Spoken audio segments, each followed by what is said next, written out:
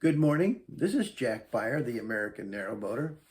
And in this episode of the American Narrowboater, I'm going to be talking about those canals that still exist and are still used in New York State. Hi, this is Jack Byer, your American Narrowboater. And today, the 6th of June, I'm going to be doing episode 6 of the American Narrowboater.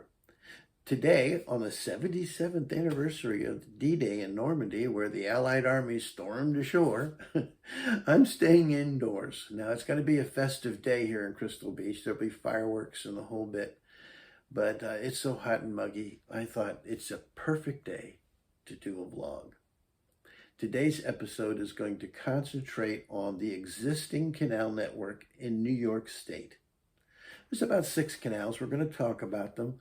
They're still used heavily for commerce, but increasingly more for leisure use.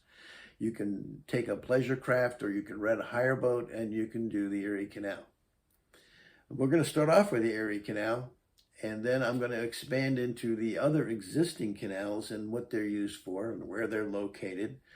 And if we have time, either in this vlog and in a future vlog, we will lay out the abandoned canals that are in New York. You see, like in the UK, the canals of America were originally dug and made to haul coal. And it was the same here. The Erie Canal was made just basically to bring goods from the Midwest through the Allegheny Mountains down to New York. It wasn't coal, it was really just the goods and services and so forth from the Midwest. But as the canal system grew and as America went through a canal mania, it also used the canals to haul coal and open up the Pennsylvania coal fields to the ports of New York. But that probably will be a future vlog. Let's get in today's vlog. Let's start talking first of all about the Erie Canal.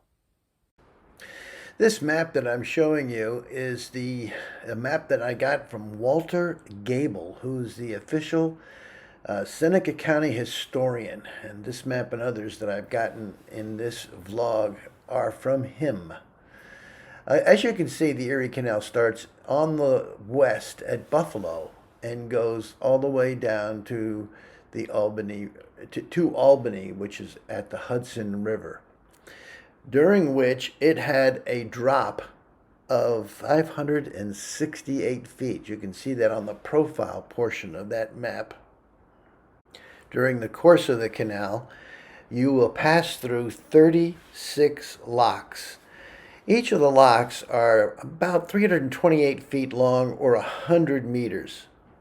They're 46 feet or 14 meters wide, and they have a 12-foot depth of water at the upper sill. That can handle a pretty big boat. And for instance, you can get up to a 300-foot barge it's 43 and a half feet wide inside the Erie Canal. Here you get a good idea of how the Erie Canal greatly lowered travel costs and time. For example, traveling from Buffalo to Albany by road would take at least 15 days and often more. But by the new Erie Canal, it would only take 9 days at most. The cost of the shipping of freight was drastically lowered from $100 per ton to only $6 per ton. In this map, you can see the entire Erie Canal plus some of the other existing canals that we'll get into in a minute. But I wanted to just mention some really important things about the Erie Canal. First, it opened Midwest settlement, and it also allowed for the easy transport of goods from the Midwest to the eastern seaboard.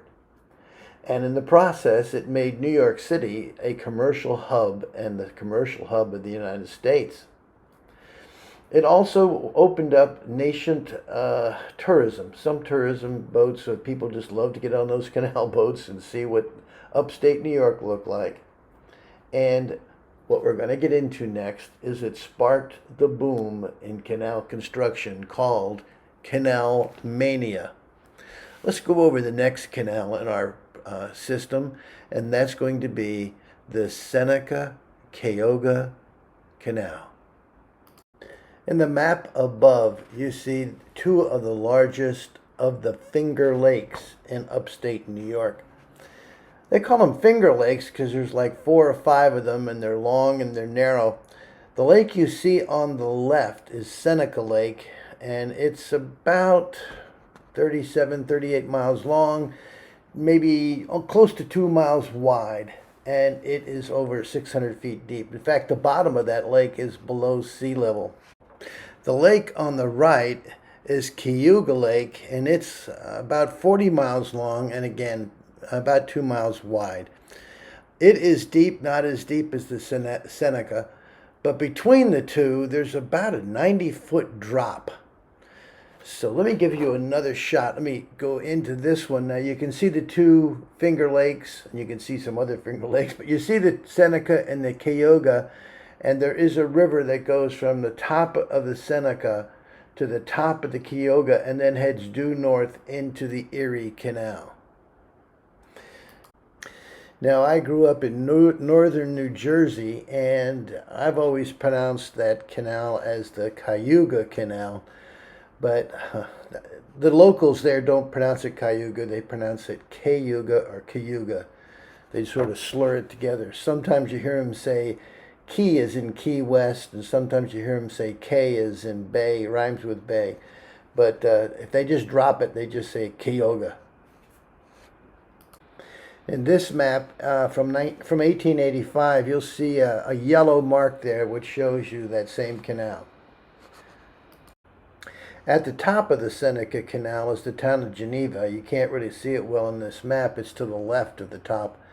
Then to the right, you'll have the town of Waterloo, where we pick up our hire boat this summer for a trip on the Erie. From Waterloo, the Seneca River flows into the town of Seneca Falls, and from there it connects with the Kyoga Canal and goes north up to Lake Erie. There's close to a 100-foot drop in elevation between the Seneca Lake and the Kyoga Lake, and that meant there was plenty of water power to encourage industrial growth along that stretch of canal. In 1818, the canal was opened between Kyoga and Seneca Falls, or Seneca Lakes, and by 1823, there were quite a few boats passing up and down through the locks. There were a series of waterfalls that the locks had to bypass, and these barges would carry flour, potash, pork, whiskey, lumber, wool, and they'd return with other products and merchandise. In 1825, the canal was carried upstream to the newly constructed Erie Canal at Montezuma, and the Kyoga Seneca Canal was put into use in 1828. In 1918, when the New York State Legislature created the New York Barge Canal system, all of that was replaced, and instead of having 8 or 9 locks, they just reduced it to 5 locks, and they flooded a large portion of Seneca Falls. Finally, if you can read the map, you'll see that both Seneca and Kyoga areas are renowned for tourism and especially wineries. If you ever get to travel there, you're going to go through maybe 20, 30 vineyards. This is the New York State version of Napa Valley in California. Canal is the Oswego Canal. You see it in blue here in the upper portion of the map. I've got another map that shows the detail of it. It was opened in 1828. It's 23.7 miles or 38 kilometers in length, and it connects Lake Erie at Three Rivers to Lake Ontario at Oswego. The canal has a depth of 14 feet or about 4 meters, with 7 locks spanning the 118-foot change in elevation. The modern canal, open today, is essentially follows the route of the Oswego River, and at the end of it, at the Oswego end, there are a series of 3 locks with a total lift of 45.6 feet. It takes boats over what had been a steep set of rapids at the city of Oswego. The next canal is way over on the west side of New York. It's that purple little dig that you see by the E on Erie. That's the Black Rock Canal, and I'm going to put you on board a boat and they'll explain why it's there. So we're in the Black Rock Canal, which goes around Niagara River, which is Niagara River you can see in the distance there. The reason being is because the Niagara River has so much water flow that you really can't get up it. You can get up it in a strong powerboat, but there's no way that a sailboat would go through. So you can see how fast the water's moving beyond that breakwater there. And thankfully they have this Black Rock Canal so that we can motor up and avoid all these rapids. The last two active canals in New York State are the Champlain Canal and the Black River Feeder Canal. As you can see on the map, they're on the far right and they're in orange. In this map, what you're going to see is a close-up of the Champlain Canal. It is 60 miles or 97 kilometers long. It connects the south end of Lake Champlain to the Hudson River right there near Albany where you see it connecting. And it's just right off the Erie Canal just as you get on it at the eastern terminus. By traveling the length of the Lake Champlain Canal, boaters can then cross the Champlain Canal in Canada, which connects Lake Champlain to the St. Lawrence River. The canal was proposed in 1812 and construction began in 1817. By 1823, it was officially opened and then shortly thereafter connected to the Erie Canal.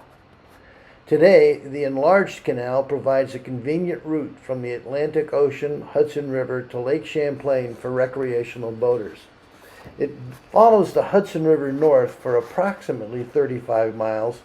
It has 6 locks providing navigation around dams on the Hudson River until it reaches Lock C7 in Fort Edward.